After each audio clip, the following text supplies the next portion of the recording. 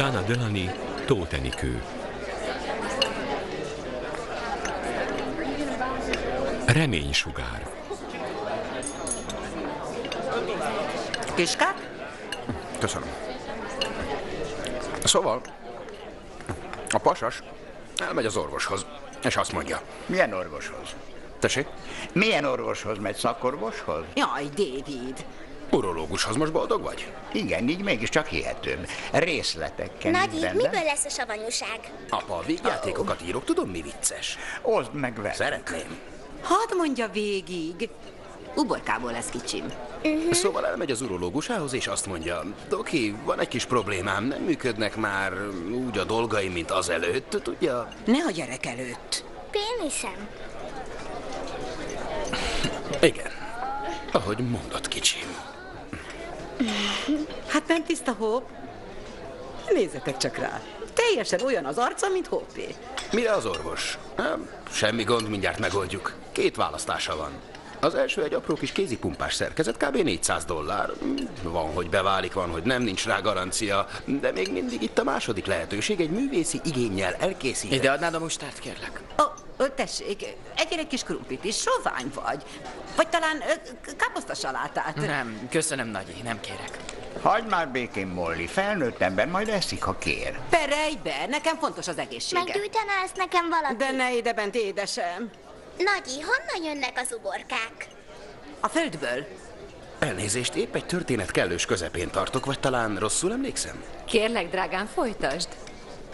Kérlek, Kenny bácsi, megöl a kíváncsiság. Egyél uborkát, az segít. Szóval, az orvos azt mondja, van egy művészi igényességgel elkészített muzáris értékű kütyünk, amit beültetünk. Önnek pedig nincs más dolga, csak megnyom egy gombot, a kielégülés pedig garantált. Ez egy vicc? Mert nem is vicces. Ezt válaszolta az urológus. Igen. Gyújtsátok már meg! Molly, július 4-e van. Kérlek, ugye szabad-en? De légy óvatos, jó? Na, gyere, fogd erősen így. A pasas azt kérdi, mennyibe kerülne ez? Az orvos erre ezt válaszolja, $75,000, mire a pasas. Haza kell mennem, hogy megbeszéljem az asszonnyal. Hazamegy, másnap visszajön, és azt mondja, megvitattuk az asszonnyal, és úgy döntöttük... Hogy inkább felújítjuk a konyhát. Már hallottam.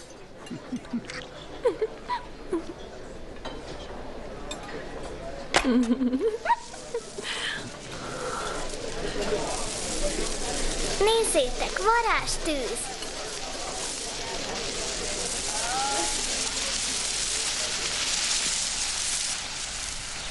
Jól van, figyeljetek ide. Ki írta ezt? William Shakespeare? Helyes, Anna. És a formája? Danny? Nem tudom, szerintem semmi értelme. Nézd meg jobban. Hát, tetszenek a sorok, és külön-külön értelmesek, de valahogy nem áll össze. Kitűnő! Megnyerted a luxusutat Atlantic Citybe. Danny a fején találta a szöget. Én válogattam. 7 külön idézet, 7 különböző szonetből. És én raktam össze őket. Mind Shakespeare, és mind gyönyörű, de így együtt nincs semmi értelmük. Nos, mi a tanulság ebből? Ne bízz Shakespeare-ben. Igen, ilyesmi. Ne bízz egy új névben csak azért, mert benne van a tankönyvben. És? Mi döntsük el, mi tetszik nekünk. Pontosan. Bízzatok az ítéletetekben, az ösztöneitekben. Használjátok a szemeteket és a fületeket. Hiszen azért vannak. És sose használjatok hiányos mondatokat, ahogy most én tettem. Te hová nézol? Elég férfias jelenség, és a feje tele van hajjal. Ez a jutalom. És nem nős? Nem, éppenséggel elvár. Szerintem tetszeni fog neked. Már volt egy vakrandi ma héten. Hát ez remek, akkor mehetsz ugyanabban. Főtt homár készül? Főtt homárt szeretnél? Csinálj magadnak. Ott egy halom szakácskönyv régről, amikor a feleségek gyöngye voltak. Én nem leszek a feleségek gyöngye. Remélem, már én sem. Van már randid az érettségi várra? És neked? Remek vicc. Hívtál valakit? Talán. Szóval még nem. Majd szűkítem a kört. Igyekezz gyorsabban szűkíteni. Már nincs csak. 24 nap. Igen, tudom. Szia, anya! Mi a helyzet? Nem, semmi baj. Ma este nem vacsorázunk rendesen. Nem beszélek tele szájjal, csak félig van tele. Remekül vagyok. Hogy milyen a társadalmi életem. Mit mondhatnék? Még keresem az igazit. Nem vagyok válogatós. Csak megfontolt. Egy agy és egy test. Túl sokat kérek? Nem hinném, hogy van fogalmad róla, hogy miként viselkedem a férfiakkal. Nem vagyok túl kritikus, sem agresszív. Tudod, hogy éppen ezért élek 2000 mérföldre tőled? Odaadja Melent, itt ül mellettem, alig várja, hogy beszéljetek. Ne. Szia, Nagyi. Nem, egyelőre még nem hívtam el senkit. Van néhány ötletem.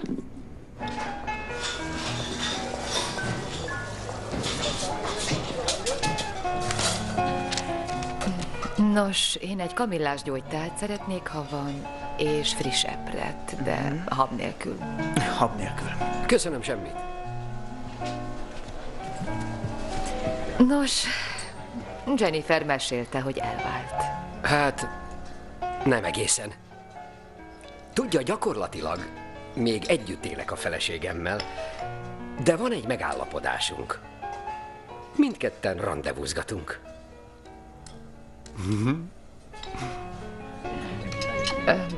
Nina mesélte, hogy elvált. Igen. Már lassan másfél éve.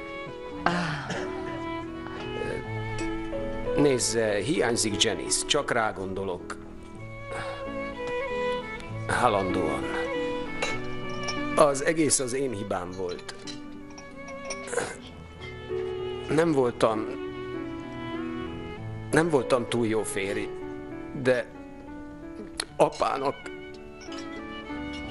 még annál is rosszabb voltam. 5 gyerekünk van, átkozottul hiányoznak nekem. A legkisebbet majdnem magammal hoztam.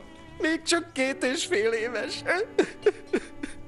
Én lazacot kérnék, de kérem, hogy szóljon a szakácsnak, hogy kevés olajban süsse. Ahogy parancsolja. Köszönöm. Uram? Én egy kis libamájpástétomot kérek. És báránysültet jó véresen. És zsírban sült burgonyát jól átsütve. A zöldségeket nyugodtan mellőzhetjük. És diétás szódát. Én keresem, de nem találom a megfelelő nőt. Ez nem a féle kommunikációs probléma. Én valójában nagyon érzékeny pasas vagyok. Tudja, van egy óriási problémám, mert nos, hatalmas a... Az én elméletem szerint mindig az ellenkezőjét kell tenni, mint amit a nő mond. Azt mondja, nem éhes. Rendelj vacsorát. Megeszi. Azt mondja, nem akar kimozdulni. Foglalj 2 helyet a Sixersbe. Elmegy. Azt mondja, légy gyengéd. Azt mondom, keményíts be. Ha nem akar lefeküdni veled...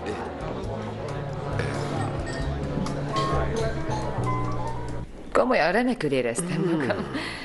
Akkor látlak újra ma este. Tudod, egy barátnőmmel ma Atlantic Citybe megyek, és... Hoppá, valószínűleg későn érünk vissza. Hát, majd hívlak.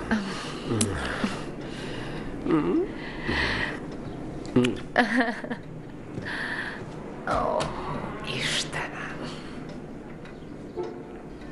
Szia! Szia! Mit csinálsz itt ilyen korán? Egy idegen férfi hangra ébredtem. Igen, nos, nyugi, többé nem fogod hallani. Szóval ennyire borzasztó volt? Az nem kifejezés. Anya, ne érts félre, de nem örülök, hogy itt éjszakáznak. Tudod mit? Én sem nagyon. Ez komoly. Miért kell mindenből viccet csinálnod? Mert az élet vicces, Ellen. Még nem vetted észre? Hát díjaznám, ha megvárnád, míg elköltözöm, és azután hordanád föl őket. Úgy beszélsz rólam, mintha valami lotyó lennék. Dehogy, csak tudom, hogy mit tartasz a férfiakról. És hogy milyen válogatós vagy. Szóval belekeverjük a nagymamát is? Nézd, nem helyes, hogy egy fiú asszisztáljon az anyja szerelmi életéhez. Ki beszélt szerelemről? Látod? Pont erről beszélek. Nem is kéne erről beszélgetnünk, ez nem helyes. Ellen, drágám, kérlek. Próbálj megérteni. Csak szeretném jól érezni magam. Nézd, talán megvárhatnád az érettségit. Utána elköltözöm, és azt hozol föl, akit akarsz. Ó, értem már. Újra a kaliforniai témánál vagyunk. Nem, ez nem téma, ez egy eldöntött tény. A UCLA megpályázok egy ösztöndíjat. Kerry bácsiéknál fogok lakni. A nagyék szerint ez jó ötlet. Minden, amit ellenzek, a nagyi szerint jó ötlet. Szerintem is az, ez nem számít neked? Egyelőre nem. Amíg nekem kell fizetnem. Jó, de akkor sem maradok itt. Utálom ezt a helyet. Ne ellenezz itt nekem. Többé nem akarok itt élni. Nem akarok anyuci fiacskája lenni. Saját életre vágyom! Na ez nem helyén való. Az ég szerelmére csak 17 éves. Még legalább 8-szor meggondolja magát, mielőtt beadna a jelentkezését valahová. Te még nem ismered Ellent. Ez a legrosszabb rémálmom. Még a végén átáll az anyámhoz. Nem hinném, hogy érdekel, mit gondol az anyád. Nem. Nem. Ami azt illeti, nekem már sikerült megbirkóznom ezzel az anyaság dologgal. Komolyan? Irigyellek.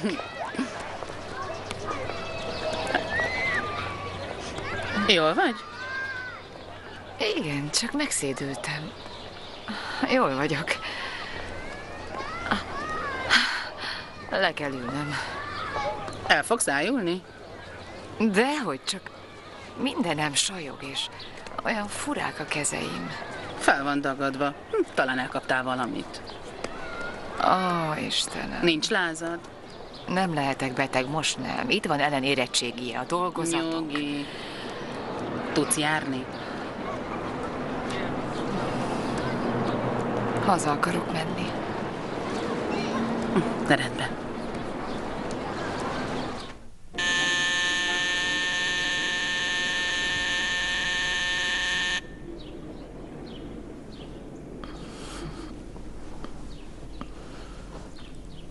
Oh.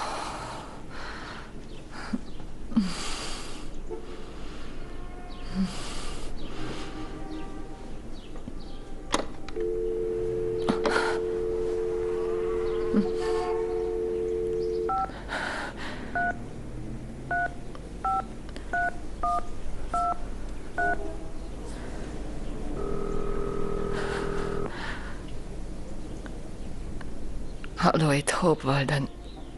Valakinek helyettesítenie kell. Sajnálom, nem tudok beszélni, leteszem.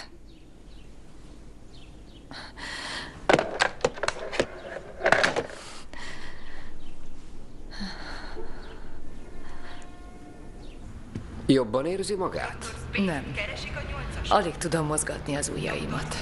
Felírok kortizont, hogy levigye a duzzanatot, de szerintem ez egyszerű bőrgyulladás.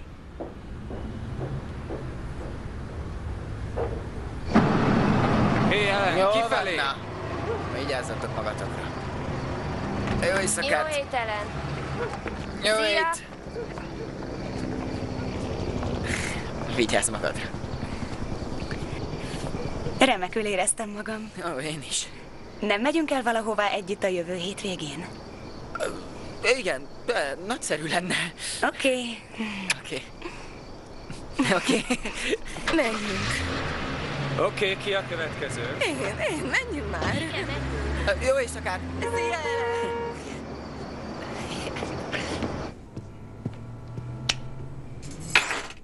A francba.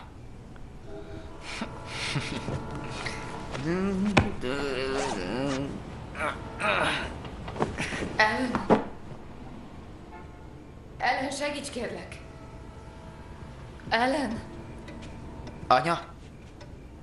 Anya, jól vagy? Nem lehetünk tökéletesen biztosak, de ilyen izületi gyulladásra gyanakszom. Még el kell végeznünk néhány vizsgálatot. Magas a szegrédje. Megvárjuk a vérmintát. Valószínű, hogy lupusza van. Kimerültség, letargia, depresszió. Asszonyom, nem gondolt még rá, hogy felkeresse a pszichiáterét?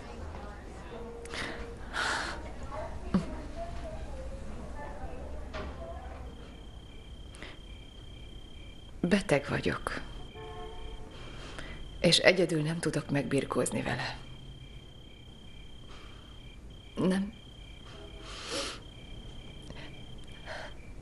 Nem költözhetnék hozzátok egy időre, anya?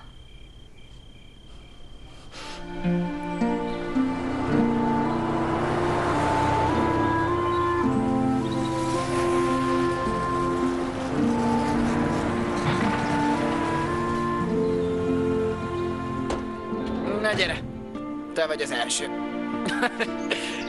Mi az a valami a fejeden? Laura. Semmi baj. Ez egy heg. És miért van ott? Autóból esetem volt még nagyon régen, és megvágtam magam. Elmúlik majd valamikor? Nem. Rád emlékeztet. Kösz. És fáj, ha hozzányúlok? Ritka a kíváncsiság és a tapintatlanság ilyen keveréke. Persze. Ha nem látszana, hogy beteg vagy, most bemosnék egyet, mint régen. Tényleg? Tényleg. Ó, Istenem. Mama! Figyelj, mama! Nem is mondtad, hogy már itt vannak. Nem. Kérlek, segíts. Ne hagyd, hogy halálra szeressenek.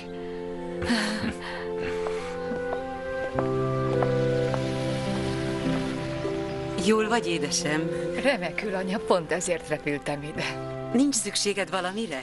Hozhatok valamit? Apa.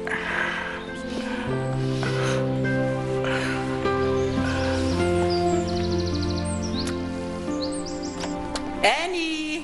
Kint vagyunk a konyhában. Nem rossz, mi? Te jó ég. Mit gondolsz? Hát, egyenesben vagy. Feleség, kölykök, otthon, minden. Milyen jó, hogy oda költözhettek anyujékhoz a lakókocsiparkba. Azért ne légy igazságtalan. Ugyan miért? Mert te 6-szor olyan jól keresel, mint egy átlagos iskolai tanár. Valójában 12-szer. Nos, akárhányszor megérdemled. Tényleg, keményen megdolgoztál a sikerért.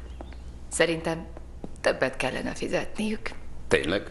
Úgy gondolod? Ó, igen, tökéletesen. Kacajra fakasztod Amerikát, tőlem csak gondolkodni tanulnak. Nézd, Hope néni, a halam. Ó, gyertek, Laura.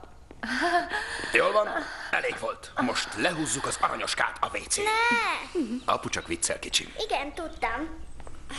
Hát nem ennivaló. Cukorkát? Ott fekszik ez a szerencsétlen férfi a padon. Szóval odaadom neki az ebédem maradékát. Ó, apa a bolygó tevője. Nem Köszönöm. kérek. Mindig elajándékozom, ami megmarad, hogy segítsek embertársaimon. Miért kéne kidobni, hiszen be van csomagolva. Nem, Isten őriz. Szóval a fickó kinyitja és azt mondja, marha hús? Nem kérem, nem eszek húst. Nem is így történt. De igen, pontosan így történt. Anyátok hülyének tart. Hát? Hé, nagyon hosszú napunk volt. Hope elálmosodott. Én magam is elfáradtam. Mi lenne, ha indulnánk hazafelé? Menjünk. Gyere, kicsim.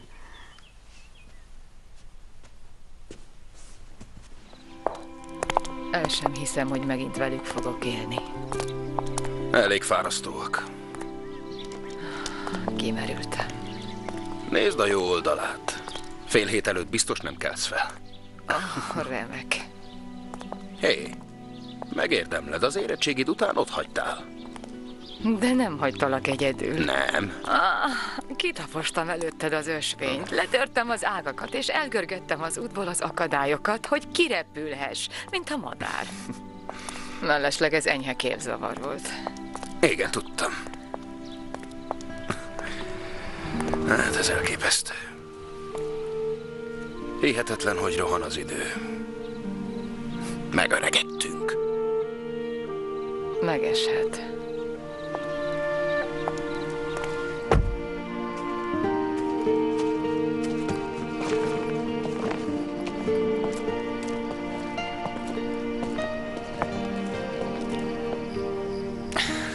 Ez csodálatos, Ken bácsi. Mi? Hogy ilyen kevés tehetséggel sikerülhet ilyen hatalmas szeletet szelni az amerikai pitéből. Féltékeny vagy. Igen. Az vagyok. Soha nem lesz ilyen házam. Soha nem mondd, hogy soha. Ha nekem összejött, a magadfajta középszer még sokra viheti. Bizony. Tudom, mi jár a fejedben. És a válasz igen. Van néhány első osztályú cicababám a számodra. Nem ez aggaszt. Biztos borzalmas embernek tartasz, hogy ilyet mondok, de... Mi van, hogyha anya ezzel akar magához láncolni? Nézd, Ellen, én nem hiszem... Tudja, hogy ide jelentkeztem. De úgy értem, ha a betegsége pszichoszomatikus, ha fizikai tüneteket idézett elő a testén, hogy végleg együtt maradjunk. Most nyilván őrültnek tartasz, igaz? Nem hiszem, de azt sem, hogy tényleg erről lenne szó.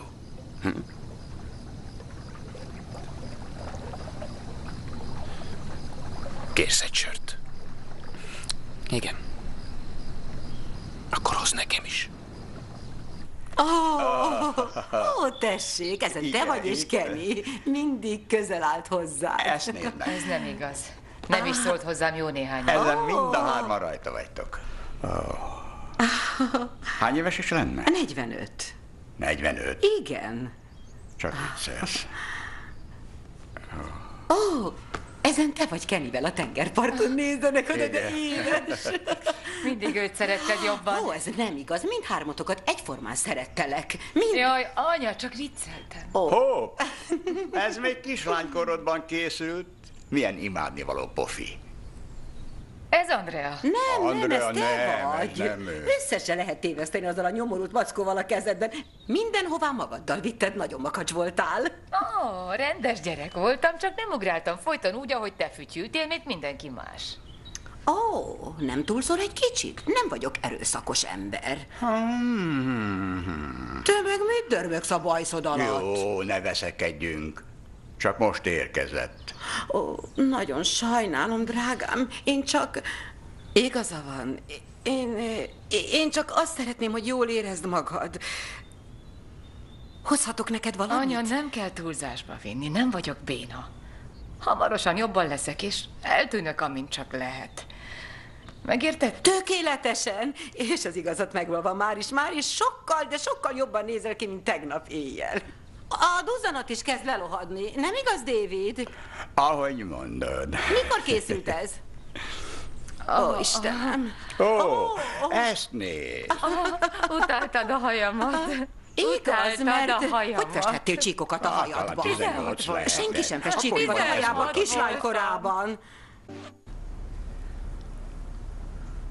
Átküldték a labor eredményeit Philadelphiából. Az ottani orvosok azt gondolták, hogy lupus vagy ízületi gyulladás. Igen. Nos, szerintem nem. Én úgy vélem, szklerodermia. Ez egy új szappan márka. Kenneth, kérlek. Lefordítaná, doktor Moszlim? Szklerodermia. Egy görög kifejezés a bőr kérgesedésére. Istenem. Olyan, ami ennek hangzik. Nos, rengeteg tünetet produkálhat. A legegyszerűbb formájában csak a bőrt támadja meg. Megjelenhet testének bármely részén, egy ujjon, vagy az egyik karján, de az egész testén is. Ez nem szép, kellemetlen, de együtt lehet vele élni.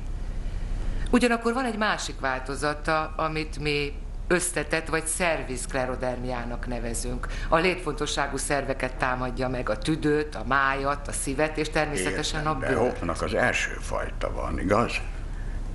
Nem. Attól tartok, hogy a második típusú. Szervizszklerodermia. Várjon egy percet. Hogy lehet benne ilyen biztos? Nem lehet, hogy téved? Philadelphiában az orvosok elvégeztek mindenféle vizsgálatot, és nem tudtak rájönni. Mi okozza? Nem tudjuk. Csak nemrég sikerült pontosan diagnosztizálnunk. Gyógyítható? Még nem. De dolgozunk rajta.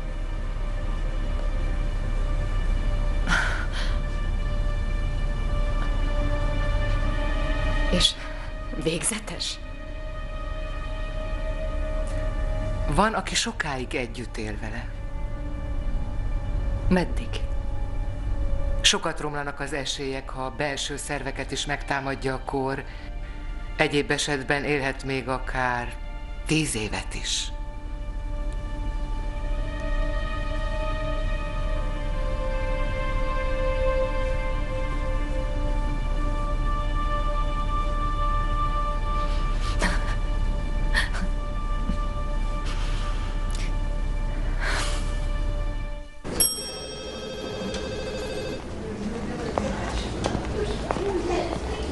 Tudod, anya, megkönnyebbültem. Úgy értem, örülök, hogy végre tudom, mi a bajom. És mondok még valamit, le fogom küzdeni, meggyógyulok. Tudjátok, mindig erre vágytam, anyát és lányát egyszerre. Akasztják a hóhért. Amint látod, Vincentnek folyton csak egy dolgon jár az agya. Nekem nincs agyam, csak szerszámom. Valami vicceset mondtam. Mindjárt visszajövök és megbeszéljük. Rendben. Na, jól mulattak.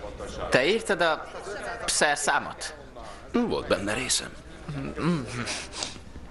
Te mit gondolsz? Te ennél sokkal többre vagy képes. Előbújt a tanárnő, igaz? Mikor leszek már végre jeles? Ó, már rég az vagy. Jeles vagy. Egy jeles ökör. Kösz. Ez tetszik. Átírom a szöveget.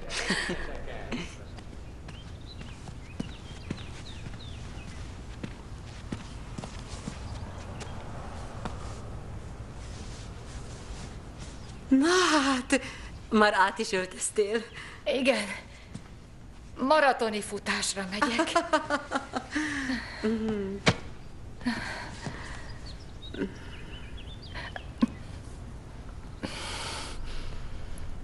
Kenny felvisz Santa Barbarába.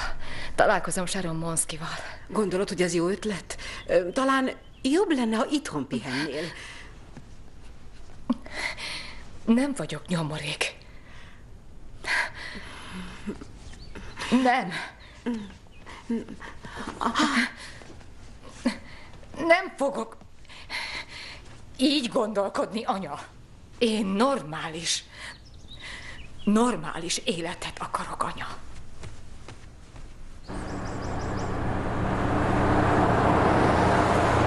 Zsápatnak tűnsz, jót tesz most az utazás? Szükségem van erre az útra.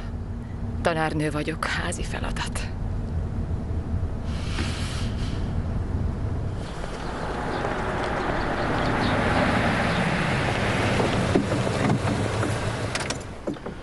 Kívülről ártatlannak látszik, de tuti, hogy bent folynak a titkos kísérletek. Kenny, szükségem van erre. Nem neked, nekem. Ideges vagyok. Hogy festek, jó a hajam? Menjünk. Gyere. Szóval, maga a tévének ír? Előfordul. Nem ismeri véletlenül Gary Chandling vagy Jerry Seinfeldet? Sajnos nem. Az ördögbe. Se baj, de ha már egy kicsit jobban megismertem, szeretném igénybe venni a kapcsolatait. Már alig várom. De most nem ezért vagyunk itt. Mit szeretnének tudni? Mennyi időm van még? Ezt senki sem tudja. 10 éve az orvosok azt mondták, 2 évem van hátra. De még mindig itt vagyok. Hát én egészséges vagyok, és már kezd bűntudatom lenni. Kenny, fogd be. Fogd be. Miért nem hallottam még erről a betegségről? Sőt, senki sem. Talán mert ez tipikus női betegség. Egyre több embernél állapítják meg ezt a kort, és a legtöbb áldozat maga korabeli fiatal nő. A szklerodermia nem ritka, és nem ismeretlen. Csupán láthatatlan. Nehéz dolog nyilvános helyre menni ilyen külsővel. Elviselni, hogy folyton bámuljanak. A szklerodermia fájdalmas, rosszindulatú gyilkos. Küzdeni kell a túlélésért, hogy gondoskodhasson a családjáról. Ez minden, amit tehet. Van remény, hogy találnak gyógymódot? Többet, mint remény. Ez egy megoldásra váró rejtély. Talán az én életemben oldják meg, talán az önében. Nekem talán nem sikerül már beérnem a célba, de versenyben vagyok. Az a küldetésem, hogy megoldjam ezt a rejtélyt. Van remény. Remény, vagyis hope.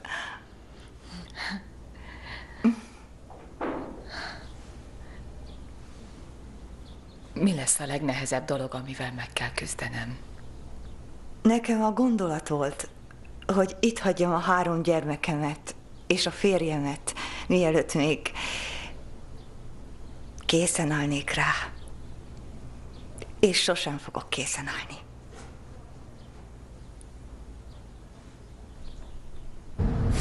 Neked vannak problémáid? Tönkrement a futócipőm, egész éjjel nem aludtam. Annie nem hagy békén. Kenny! Laura 4-es kapott elég volt. Elég. Nem vagyok lehangolt. Tényleg? Nem. Sharon már 10 éve él így. Megdöntöm a rekordját. Versenyző alkat vagyok. Mesélj erről.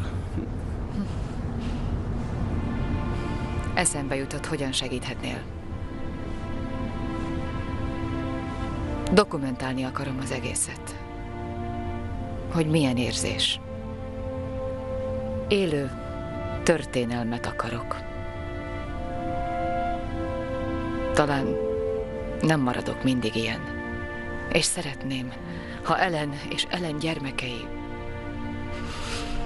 és a te gyerekeid is tudnák, ki voltam.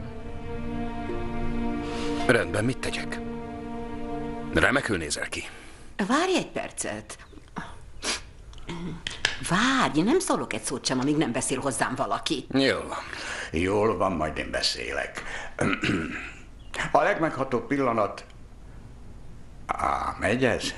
Persze, apa, mondd csak. Rajta mondjad. Jól van. A legmeghatóbb Hope születése volt, amikor... Apa, nem kell ilyen messziről. Igaza van. Elmesélhetnéd, milyen volt Hope gyerekkorában. Mintha a saját temetésemen lennék. Rendben, a gyerekkor. Boldog gyerek volt, ugye? Hé, tele volt élettel, majd kicsattant. Ugyanakkor olyan aranyos volt, mint egy baba. Szerette, ha ölelgették. Mi van, untatlak? Nem. Mindenkit untatsz. Jól van, anya, most halljunk téged. Milyen volt Hope 10 évesen? Fiatal lányként. Nem hiszem, hogy hallanom kéne. Hope mindig jól bánt az emberekkel. Jó beszélőkeje van, hát olyan volt. Barátságos, szerette az embereket. Nem volt konfliktusotok, amikor fiatal volt? Nem. Sok vitánk volt egymással, főleg a fiúk miatt, akikkel járt. Aha. Nem egyezett az ízlésünk. Rossz férjet választott. Jól van, elég. Én nem egészen erre gondoltam. Te akarod játszani a cenzor szerepét? Folytassátok. Apa? Nos, az az igazság, hogy Hope folyton civakodott az anyjával. Apád bolondokat Vald be, beszél. független akart lenni. Mondjuk kinyíltan, független akart lenni. Nem erről van szó, David. Csak nem volt érzéke a férfiakhoz. Vannak ilyen nők. Csak független akart lenni. Kenny.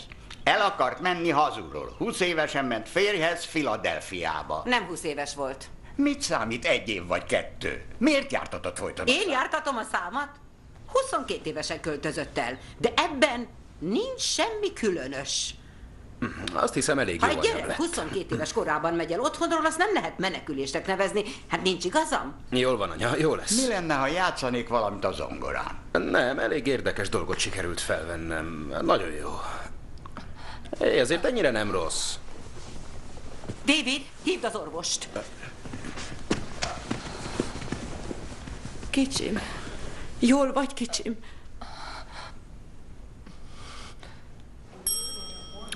Nézd, virágok. Nézd, egy szép lány. Kérek egy dupla sajtburgert, sült krumplit és... Nagyon-nagyon sajnálom. Nézd, csak emberek, sok-sok ember. Egy rejtélyes titkos üzenet. Személyzeti helyiség.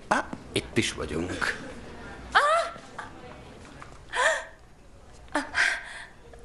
Nagyon merev a teste. Nem tudom behelyezni. Majd én.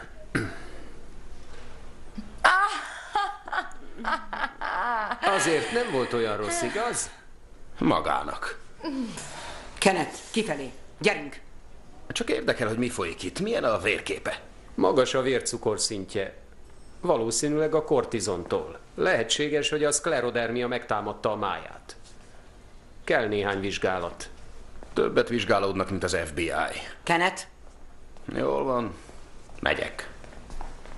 Hopp, kicsim. Jobban gyűlölöm ezt a betegséget, mint bármi mást a világon. Esküszöm, hogy végzek vele. Tudom, hogy így lesz. Beszélek Ellennel. 4 szem közt. Megvárunk a kocsiban. Dr. Cedric, sürgős hívás a 7-esen.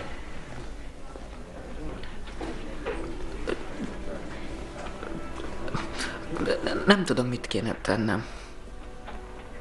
Csak maradj itt mellettem. Gyere ide.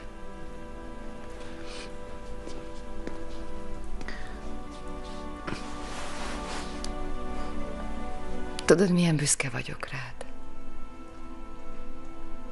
Remek srác vagy.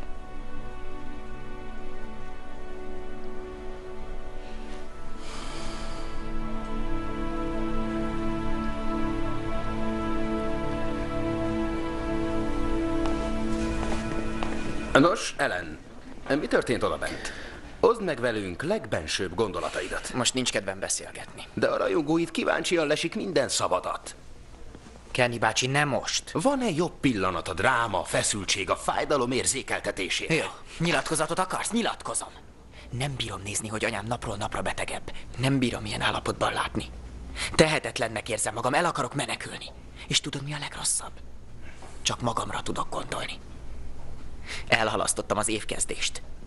Éjjel-nappal itt vagyok a kórházban. A családomon kívül senkit se látok. Saját életet akarok.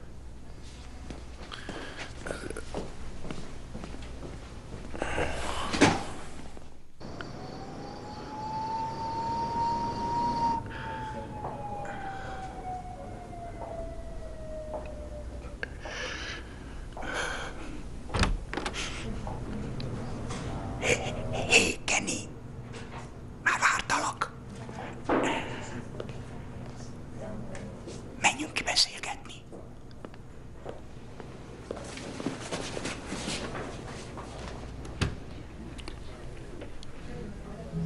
Te is látod, igaz? Micsodát? Hogy jobban van. Néhány nap múlva hazajöhet. Higgy nekem, talán hazaengedik, de nincs jobban. Úgy gondolod? Pedig sokkal jobb színe van. Valószínűleg a láztól. Miért kell mindig negatívnak lenne? Apa, szklerodermiája van. És a kór már átterjedt a májára is. Tönkrement a nyelőcsöve, és te komolyan azt hiszed, hogy jobban van. Ő egy igazi harcos. De akkor is csak egy ember, apa. Egy nagyon beteg ember. Te nem ismered őt. Nem voltál vele annyit, mint mi. Molly és én, mi látjuk a javulást. Figyelj! Jobban van. Én mondom neked. Persze, apa, persze. Ó, na hát, Sanika, jöjjön csak. Szeretném bemutatni a fiamat. Üdv. Nagyon örülök. Úgy szintén. Sanika fia Ray Kim az Inglewood Blue Jays-ben játszik, a lánya pedig Nicole tanárnő. Ez szép. Segítene valaki? Azonnal itt vagyok. Siess, baby!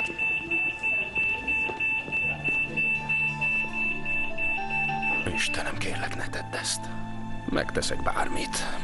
Írok vicceket Tom Snydernek, csak kérlek, gyógyítsd meg. Gyógyítsd meg. Már jól van. Nem lesz baj. Rendbe jön. Rendbe jön. Kösz. A lánya elsősöket tanít. Kinek a lánya? Sanikának, a nővérnek. A lánya elsősöket tanít. Szóval az egyik tanítványa azt mondja, ki kell mennem a mosdóba. Aztán eltűnik 5 percre, majd amikor visszajön... Mi értelme ennek a sovány marhahúsnak? Ez nem tömíti el az ereket. Anya, apa éppen mesél. Tudom, de már hallottam. Mi még nem?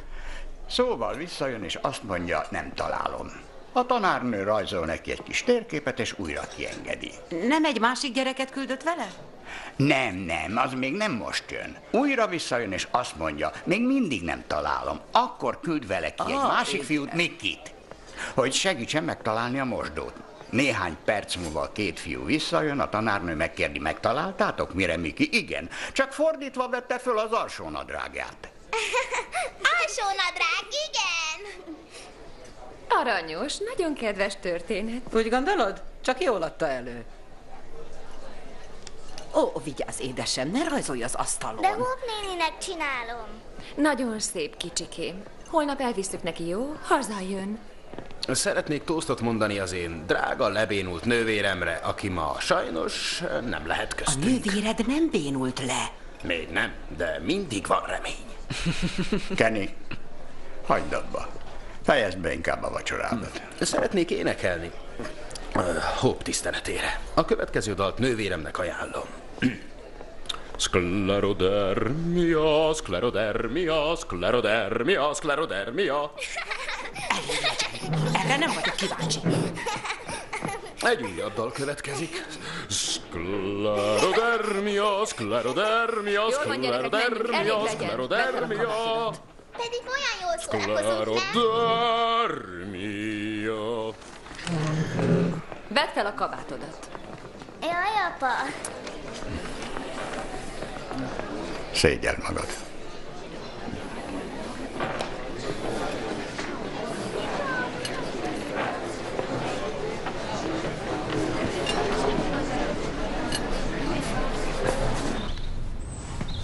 A kedvenced. Isteni áfonyás zselé. Nem vagyok éhes. Megértem, kicsim, de enned akkor is kell. Tessék. Jól van. Így. Egyél.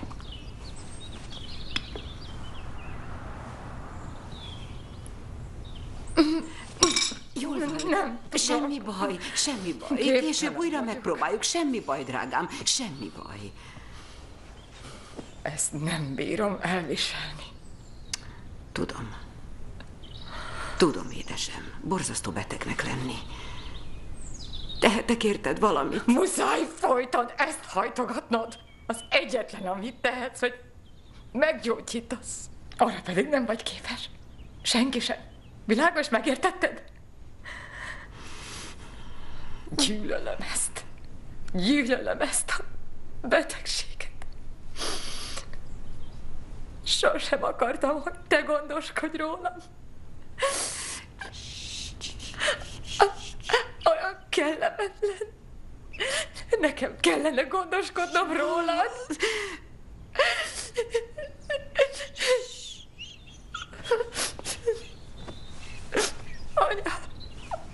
Anya, mi annyira szégyellem magam.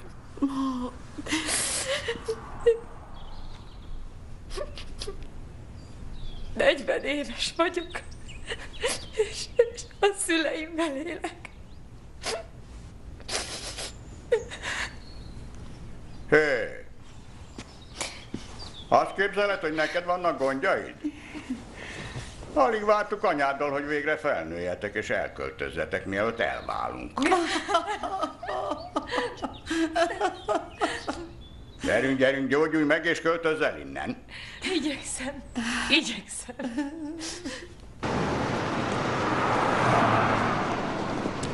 Köszönöm. És a kocsija?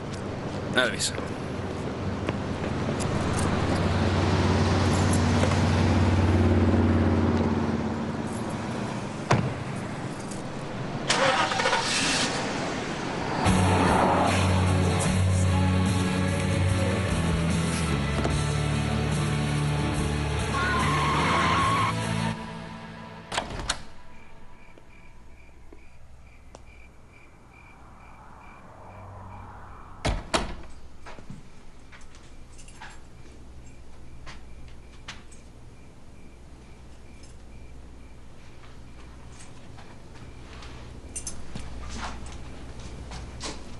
Miért üldögélsz itt a sötétben?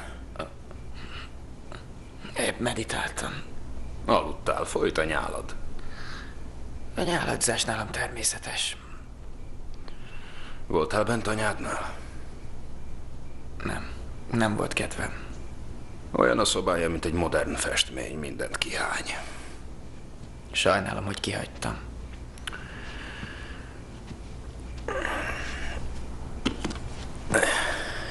Szerintem jót tenne, ha holnap benéznél hozzá. Nem tudom. Kezdem unni a jó fiú szerepét. Igen? Igen. Felvettek a UCLA-re. Iskolába akarok járni. Lányokkal randizni. Végre normális életet élni. Na, hát nem is tudom, Ellen. Be kéne érned a páratlan életeddel. És ne nyálaszd össze a távkapcsolót. Jó éjszakát.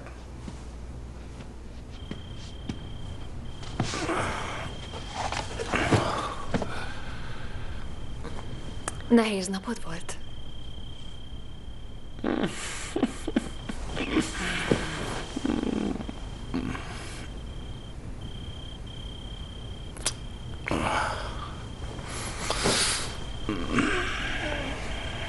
Te ittál? Sokáig dolgoztunk.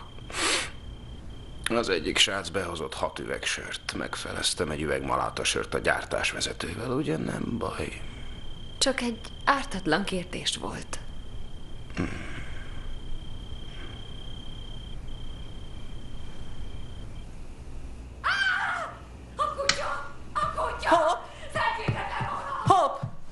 Hopp, itt van a mami! Hopp! Itt vagyok, drágám! Itt vagyok!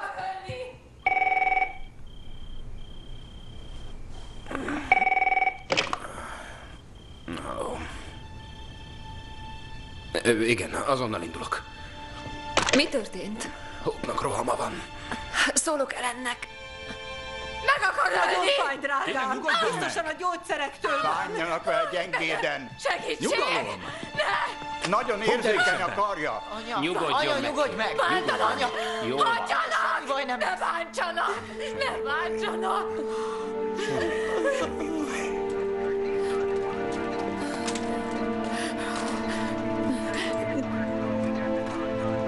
Jól van. Jól van, kicsim, nyugalom.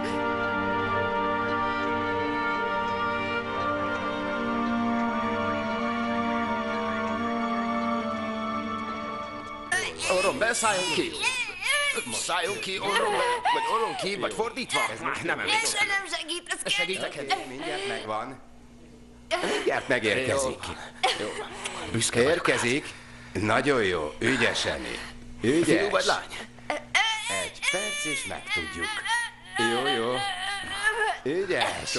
Kislány. Kislány. 10 új, 10 lábúj, rendben. Egészségesnek tűnik. Istenem. Édesem.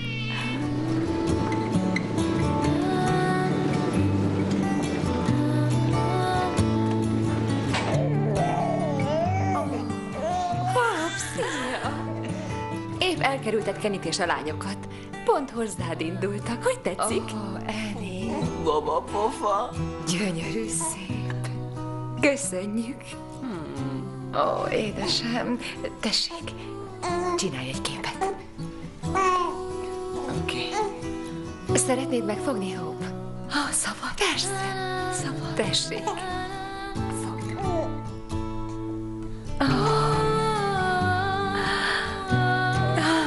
Mosolyogj, anya.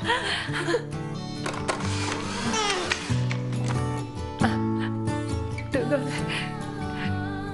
őrültségnek hangzik, de Nem, tényleg pont olyan, mint te. amilyen voltam.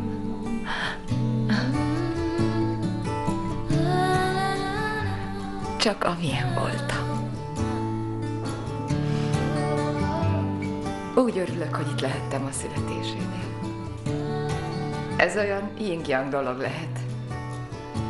Tudod, öregség, egészség, betegség. Igen, jó a családnak. Csak egyszer kell bejönni.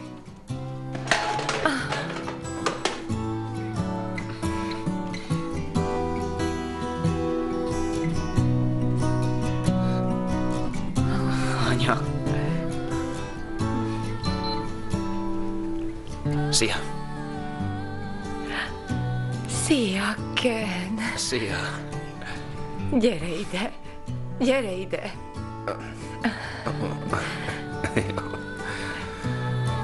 Ken, most láttuk a babát. Egyszerűen gyönyörű. Egy újabb kis Annie. Szerintem olyan, mint én. Mi? Hopp, néni. Látogatóid jöttek. Már nagyon vártalak. Tessék azonnal bejönni és lefeküdni. Igenis, asszonyom. Elnézést. Menj csak.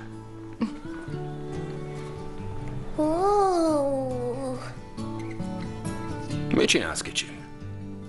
Varázsolok, hogy jobban legyen. El kellene egy kis segítség. Audrey, állj ide mellém. Megyek. Tessék. Kösz. Most pedig emeld fel a kezed, mint én. Abracadabra. Abracadabra. I-I-I-I-O. Tudod, Laura, hogy ez butaság? Nem az. Kedves uram, köszönjük neked mindennapi kenyerünket. Ámen.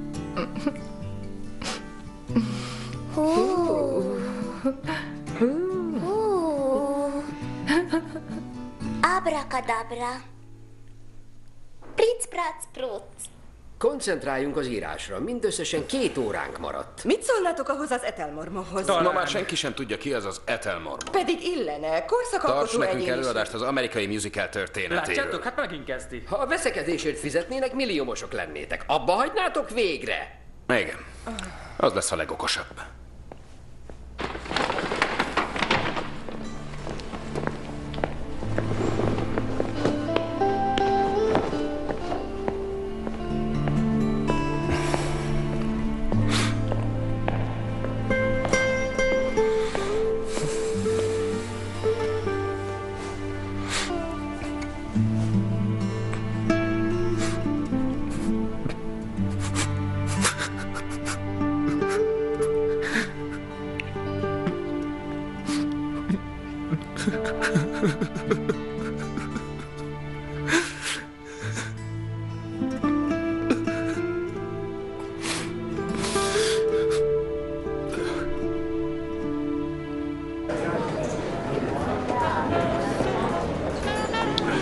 Hello, matróz.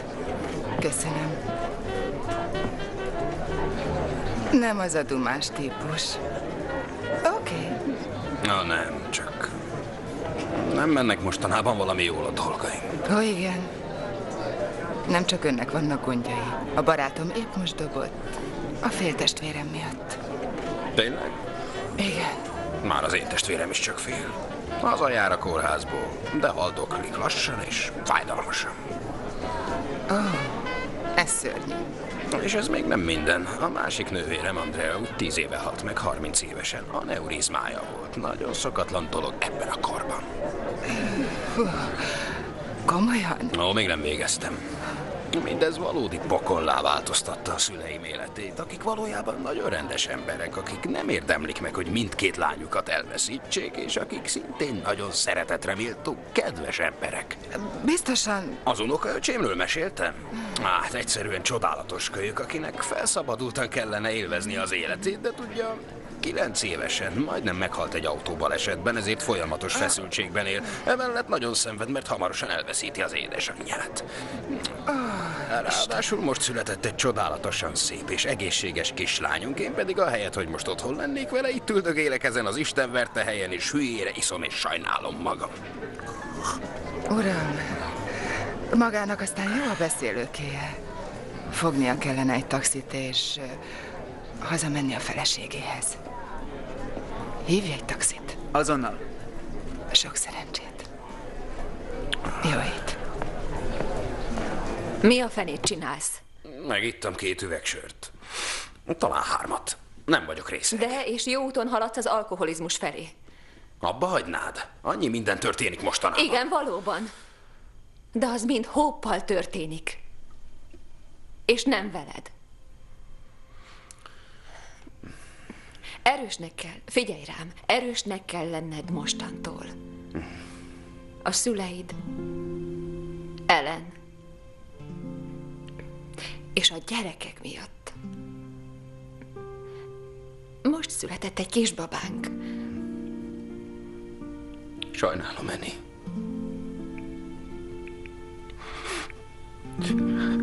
Egyszerűen nem tudok uralkodni az érzéseimen. Ó, drágám, semmi baj. Előttem nem kell erősnek lenned. Istenem.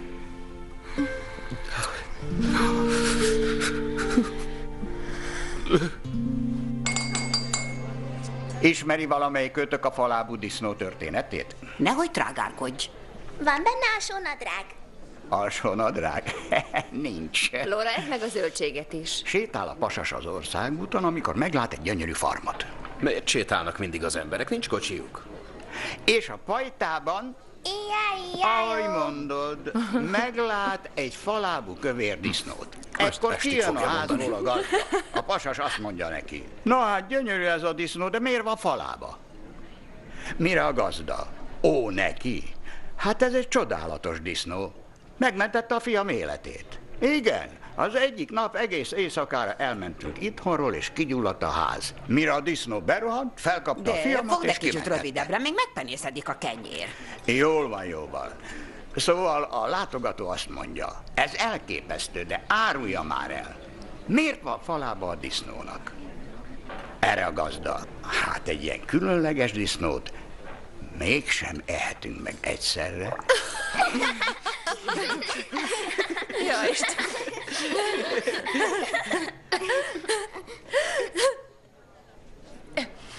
Az Istenért, miért kell ilyen disznóvicceket mesélned az asztalnál? Mi bajod van? Te is épp disznót eszel. Hopp, ugye téged nem zavar? Tudjátok, sejtem, mit érezhetett az a szegény disznó. Én nem is értettem. Én sem. Csak azért nevettünk, mert a többiek is nevettek. Fáj. Sajnálom, édesem.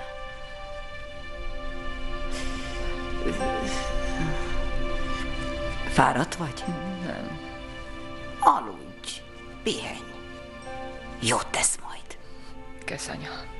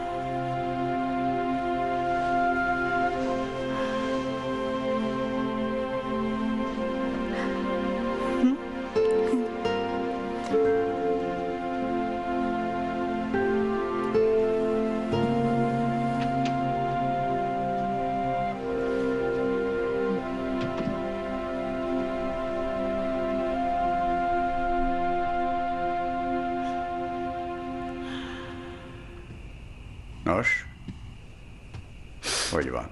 Volt már jobban is. És te? Amikor lélegzik, én is. Amikor nem, akkor fuldoklom. Hé, gyere ide. Figyelj, Hopp nagyon bátor lány. Ha valaki le tudja ezt győzni, ő igen. És ha mégsem? Molly, ne beszéljünk erről. Nézz szembe vele. A teste szép lassan cserben hagyja, napról napra egyre jobban. Le tudja győzni. Mások évekig élnek ezzel.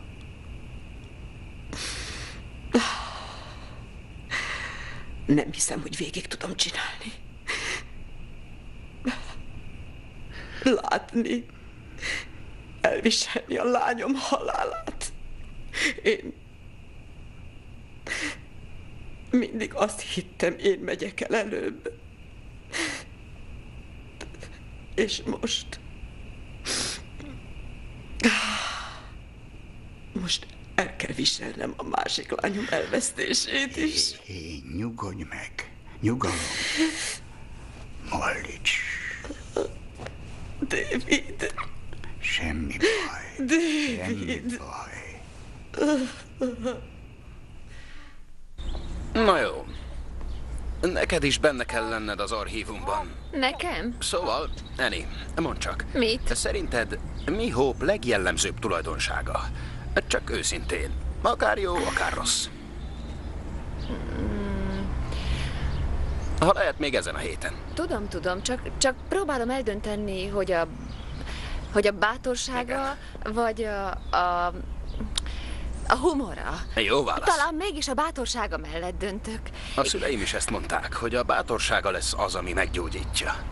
Ez tényleg rájuk val. A túlzásgyártó gépezet, vagyis Molly és Dave. Hé, a szüleimről beszélünk. Te mondtad, hogy legyek teljesen őszinte, úgyhogy... Kenny, tudod, hogy imádom a szüleidet, de ők gyógyíthatatlan optimisták.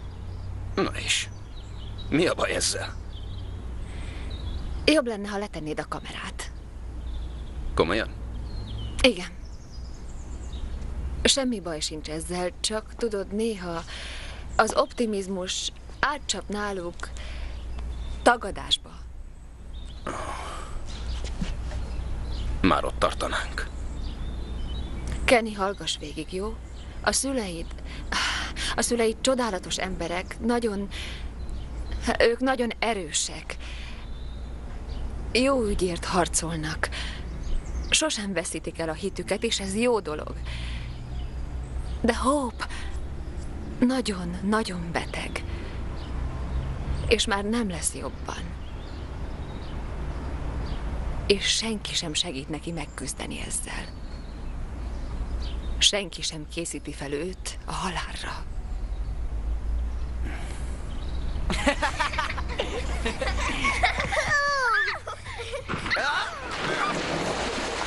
Megölelnél? Szeretlek. Én is szeretlek. Ne! A kicsi! Senki sem vigyázz a kicsire! Ez egy nagyon aljas trükk. Ó, ne! Kérlek! Ne siess annyira! Ezt nem hiszem el!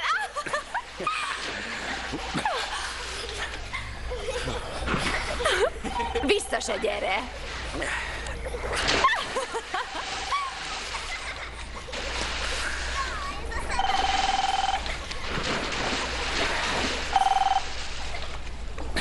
Halló?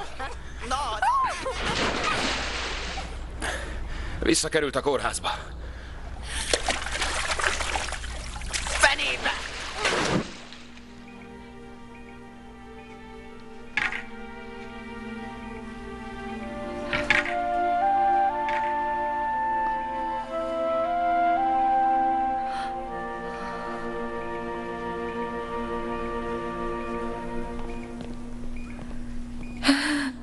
Szia! Gondoltam, meglátogatlak. Azt hittem, a szüleidnél leszel. Mi történt? Gondjaim vannak a légzéssel. Pontosabban az anyámnak. Gyere le!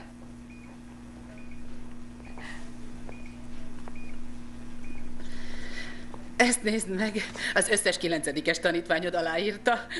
Ha láttad volna, rengeteget dolgoztak rajta. Ó, Jen, semmi baj. Tudom, hogy nézek ki.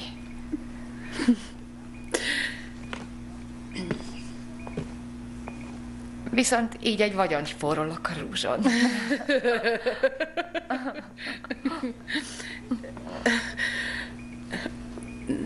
Mit mondanak az orvosok? Ó, hát ez már nem ilyen vicces. Azt mondják, fogalmuk sincs, mit csináljunk. Úgyhogy adjunk neki valami új gyógyszert. Már vagy $50,000 gyógyszert belém töntek. Igen. Úgyhogy fizesd a biztosításodat. Ha én nem fizettem volna, most elelsütikkel házalhatna. És most mi lesz veled? Mi lesz velem? Meggyógyulok. Ki kell húznom, amíg gyógymódot találnak, és ezt szándékozom tenni. Miért kell mindig a kórházba jönnöm, ha látni akarlak? Sziasztok, srácok! Gyertek ide, ő a barátnőm Jennifer. Ő helyettesít engem Philadelphiában, és az összes forró pénzét arra költötte, hogy meglátogasson engem a nyári szünetben. Ön volt a McMartin ügy vádlottja, igaz? Vicces. Az öcsém vígjátékokat ír. Ne féljen, nem fertőző. Hoztam neked néhány képet. Csodálatos. Képekből soha nem lehet elég.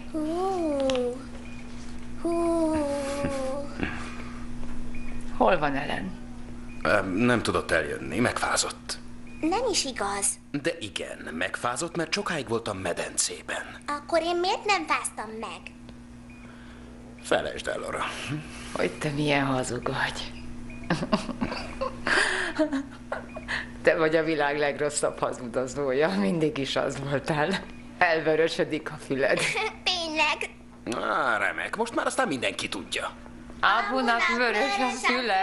Apunak vörös a füle. Apunak vörös a füle. Szóljon egy orvosnak. Gyertek.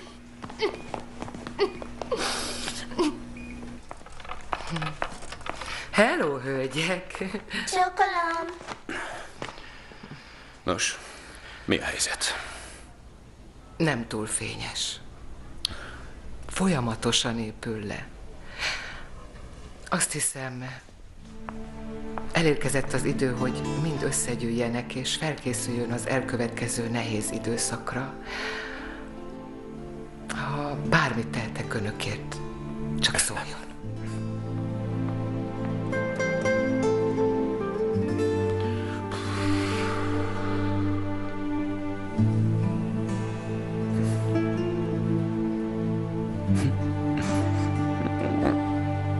Ki kérdez szertet? Laura, édesen, figyelsz rám? A kedvenc szavadat mondtam. Desszert. Nem vagyok éhes. Azt hiszem, inkább lefekszem.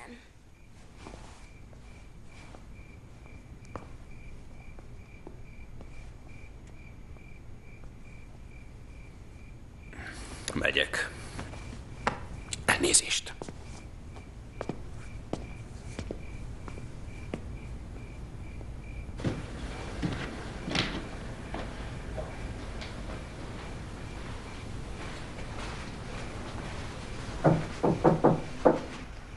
Ki az? A télapó. Szia, apa.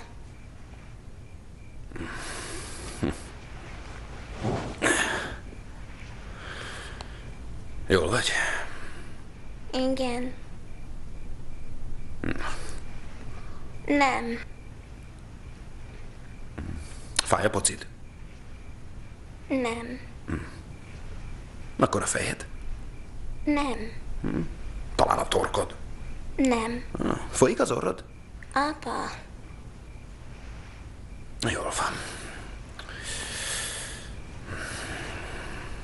Mi a baj?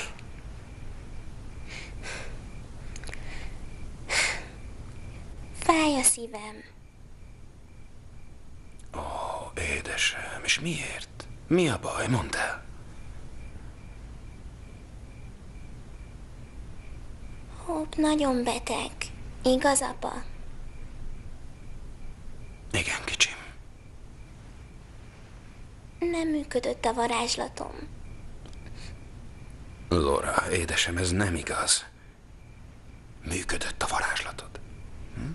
Felvidította. Erőt adott neki.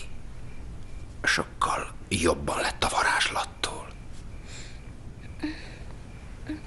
Talán csak elmúlt a hatása. Igen. Valószínűleg. De nem ez a lényeg. Hanem az, hogy mennyit segített babám. Nem vagyok baba. Nem. Te már határozottan nem vagy baba. De akkor is az én kis babám vagy. Nem igaz? Szia, papa. Csodálatos felvétel, nem? Igen, de azért a kicsi se rossz. Nem volt konfliktusotok, amikor fiatal volt? Ó, sok vitánk volt egymással, főleg a fiúk miatt, akikkel járt. Nem egyezett az ízlésünk. Rossz férjet választott. Milyen lehangoló. A szüleink túlságosan valódiak. Olyan, mint egy tévékomédia. Várj, állíts meg.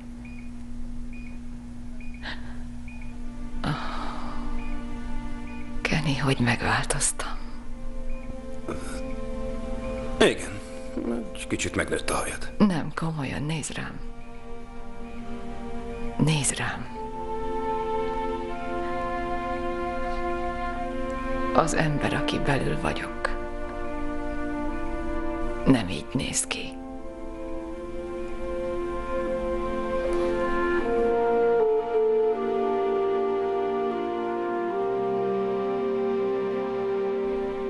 Hát nem gyönyörű, Hope. És úgy ragyog, mint a nap. Ugye?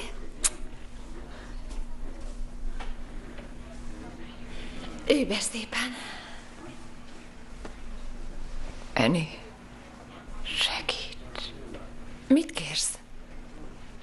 Vizet.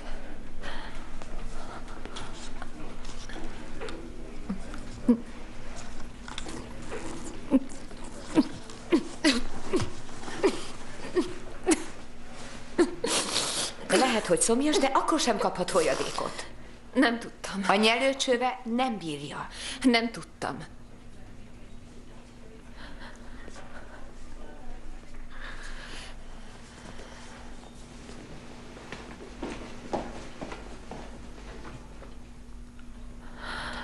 Hope,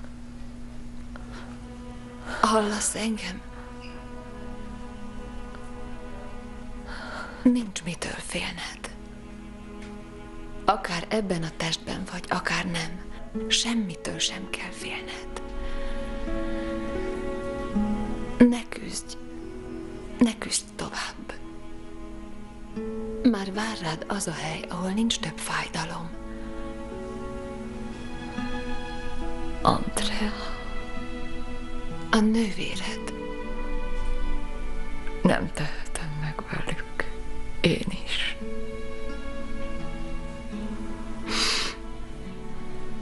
Szia, Annie. Hogy van ma az én kislányom? Jobban érzed magad? Igen? Jobban nézel ki. Ó, ki ez az édes kisbaba? Ó, szívem. Teljesen kiszáradt a szád. Szomjas vagy?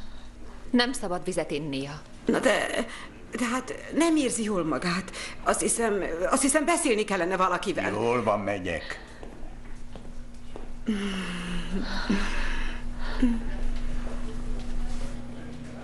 Kimerült. Hagyjuk pihenni.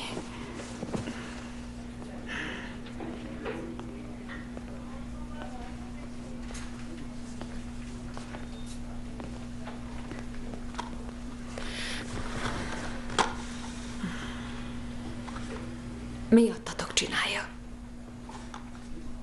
Tessék?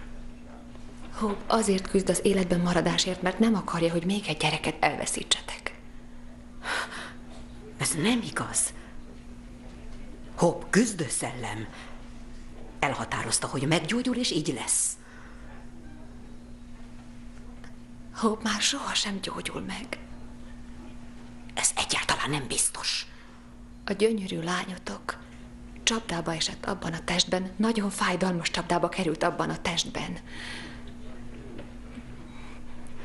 Vár tőled valamit. Tudod, hogy mit? Tudod.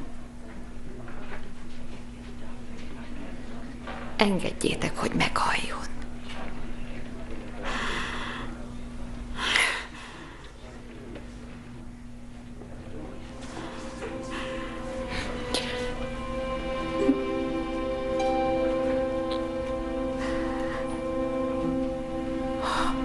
Hope mindenért megküzdött.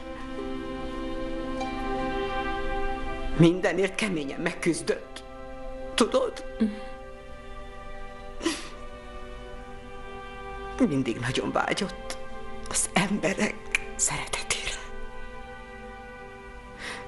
Tudod, hogy egyedül nevelte fel Ellent? Tudom. Ő ápolta az autóbaleset után. Tudom.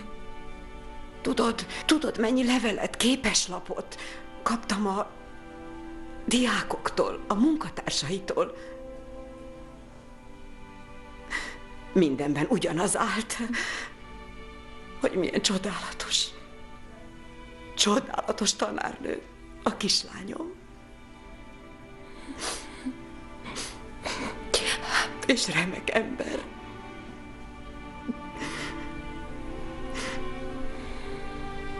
Még mindig az.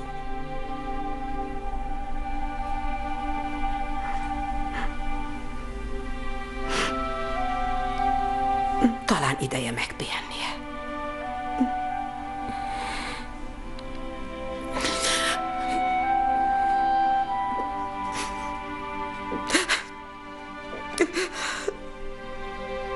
Ó, Ken, ismered Clark nővért?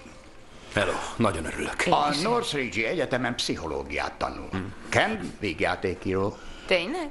Mondjon valami vicceset. Mi volt Ádám első mondata Évához? Állj hátrébb, ki tudja, mekkorára nő ez az ízé. Nagyon vicces. Tessék, kettes? Nagyon jól nézel ki. Egy pillanat. Úgy Utána találod. kell néznem. Felvehetnél egy dögös farmert, hogy mutogasd a fenekedet. Ez a legszebb testrészem, minden lány ezt mondja. És pontosan milyen lányok? Jól van, anyád szokta mondani. Persze nem mondja ki hangosan, de tudom, hogy így gondolja. Tényleg? Birtokló típusú nő. Én viszont őrülten féltékeny vagyok, úgyhogy passzolunk egymáshoz. Tudsz titkot tartani? Az esküvőnk óta én rá se néztem másik nőre. Nem. Nem volt rá szükségem. Ó, Kenny, hopp haldoklik. Nem szabad, hogy anyád megtudja. Erősnek kell lennünk. Érted? Igen. Gyere, apa.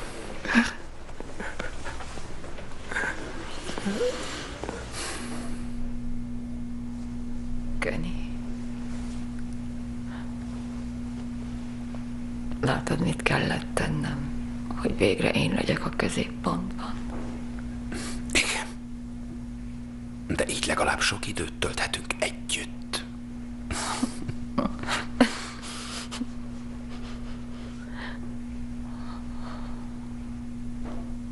Úgy sajnálom, hogy beteg vagyok.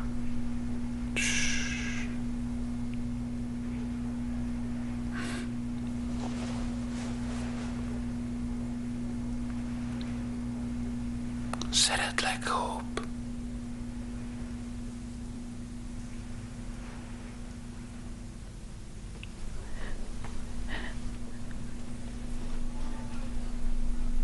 Jól vagy?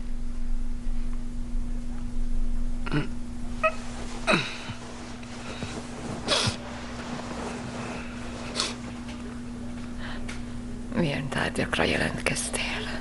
Történelem, francia, a 40-es évek filmvédjátékai és amerikai irodalom.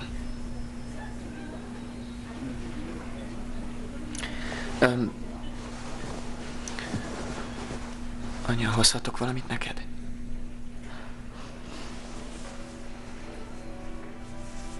Egy UCLA pólót.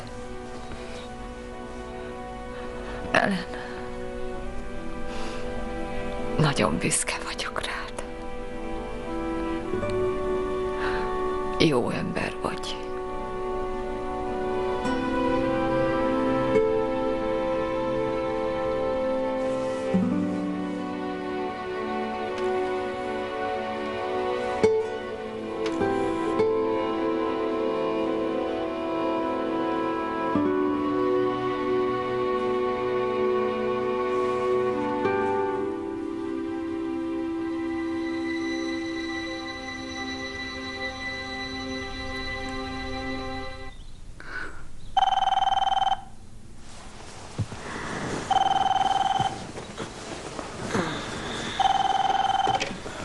Igen. Azonnal ott leszünk.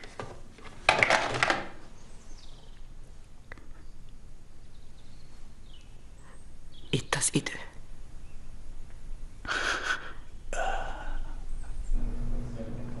Itt vagyok, drágám. Itt a mama. Bármit megtennék, hogy újra megölelhesselek, drágám. Hogy a karjaimban tartsalak, ringassalak, mint kislánykorodban. Emlékszel? Ringattalak, és énekeltem neked. Én mókás kedvesem, ó, én egyetlenem, te megvidámítod szívemet, az arcod oly vidám,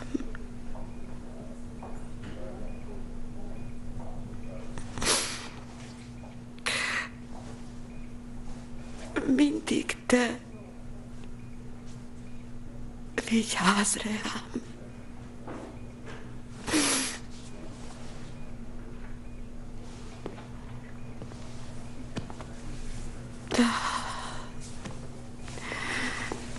David, mondanod kell neki valamit. Meg kell mondanod neki, hogy elmehet.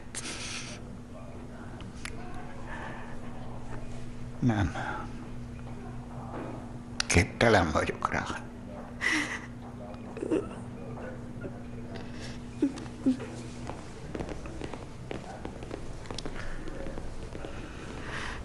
Mi történik? Takarítanak. Mindjárt bemehetünk. Mit mondanak az orvosok? Nos, nem jó, de... Visszautasította a lélegeztetőt és az infúziót. Tud beszélni? Nem. De elég nyilvánvalóan közölte az akaratát, megrázta a fejét. Hall minket? Most már visszamehetnek. Köszönjük.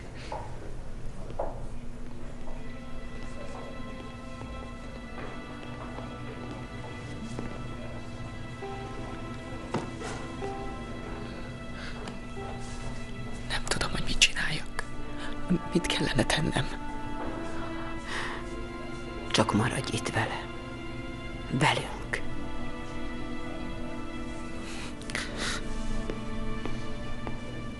Anya, én szeretnék vele beszélni.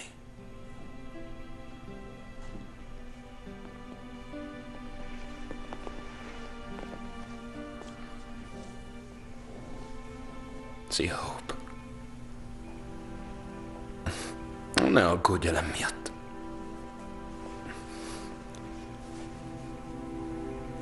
Úgy tűnik, remek ember lesz belőle. Jó munkát végeztél.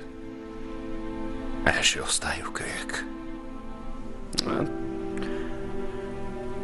Audrey megint küldött néhány képet, és Laura megkért, hogy hívjam fel a General Electricet, mert ők jó dolgokat hívnak életre. Kölykök. Nos, Hope. Úgy tűnik, ez a test többé már nem akar téged. Úgyhogy mondj búcsút neki. Sokkal jobb dolgok várnak rád ezután. Oké? Isten. Nagyon fogsz nekem hiányozni.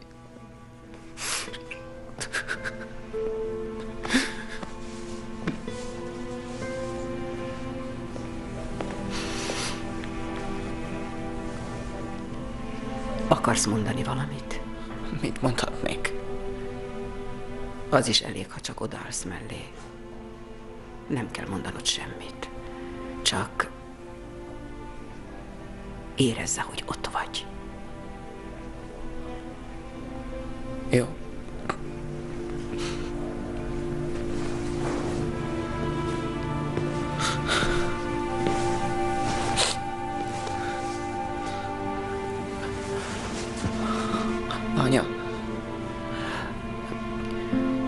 Hallasz engem?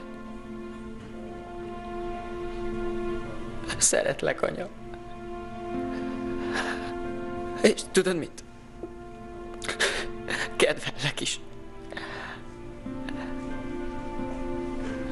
Remek barát vagy. Én...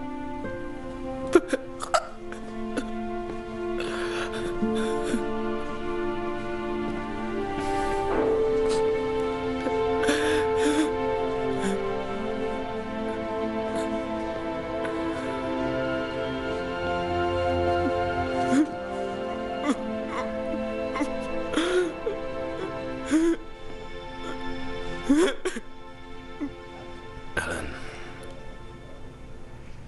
Semmi baj. A legjobb, ha most egyedül maradsz egy kicsit.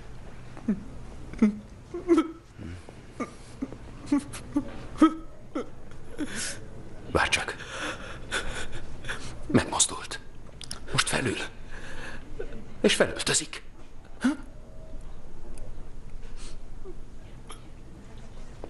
Nem vicces. Rossz az ízlésed. Szégyeld magad. Miért kell egy betegség ahhoz, hogy kimondj olyan dolgokat, amiket máskor nem? Elmondanád ezt még egyszer? Tudod, hogy értem?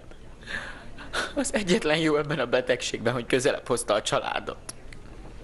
Úgy érted, jobb lett volna, ha ehhez nem kell ez a betegség, igaz? Nem vicces. Az élet vicces.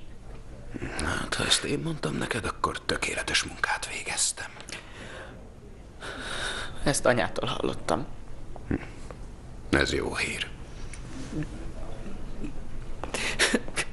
Fiúk, jobb, ha visszajöttök.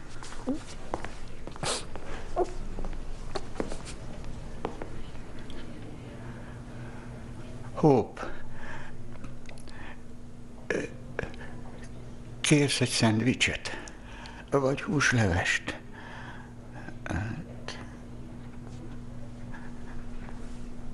Ó, édesem. Tudod, mekkora kincs vagy mi? Én drága, kicsi leányom. Én csodálok téged. Ó, drágám, úgy küzdöttél, mint egy bajnok.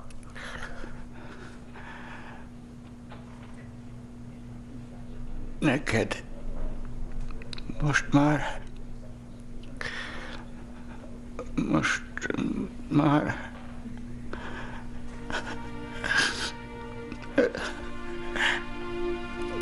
enned kell, édesem.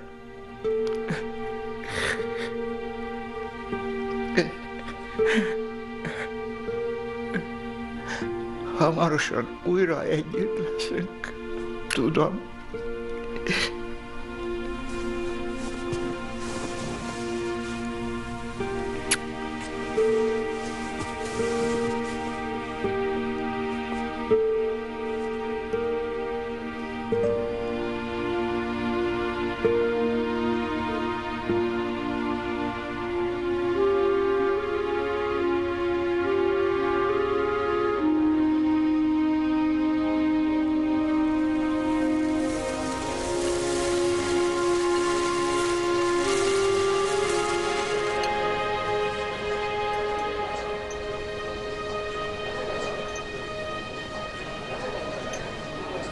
Haver, nem lesz ez így jó. Őt is ide kellett volna hoznunk. Mit, a testét? Nem, a fejét is. Ez nagyon rossz ízű tréfa. Hé, megvan Saul és Ida Stein? Remélem nem azt akarod elmesélni, amire én gondolok. Saul nem érzi jól magát, ezért elmennek Idával az orvoshoz. Nem merészeld a gyerekek előtt. Most már késő, anya. Van benne alsónadrág? Az orvos azt mondja, szükségem lesz vizelet, széklet és sperma mintára. Mi az a sperma? Ne figyelj oda. És mi a széklet? Egy kis szék. Most boldog vagy, David? Várj. Azt tudja valaki, hogy mi a vizelet? Nem, áruld el. Pipi. Ahogy mondod. Szóval sperma, széklet és vizelet. Mindent tisztáztunk? Helyes. Mivel Saulnak nem túl jó a hallása, odafordul a feleségéhez. Ida, mit mondott az orvos? Mire Ida? Látni akarja az alsó nadrágodat. Ez rettenetes.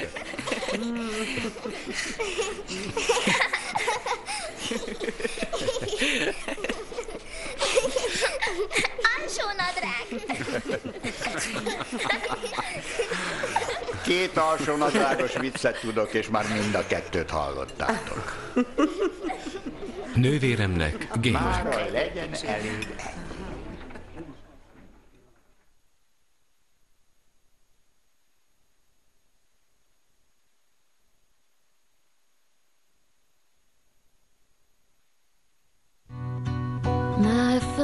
Magyar hangok. Tóth Enikő, Selmeci Roland, Hamvas Dani, Kocsis Mariann, Halász Aranka, Kun Vilmos, Martin Márta, Spilák Klára, Szalai Gyöngyvér, Lamboni Anna, Ősi Ildikó. Magyar szöveg Fekete Zoltán. Vágó Kozma Judit. Gyártásvezető Kasznárné Nagy Éva. Hangmérnök Kovács Gábor. Szinkronrendező Kozma Mari. A szinkron az RTL Klub megbízásából a Mikroszinkronban készült.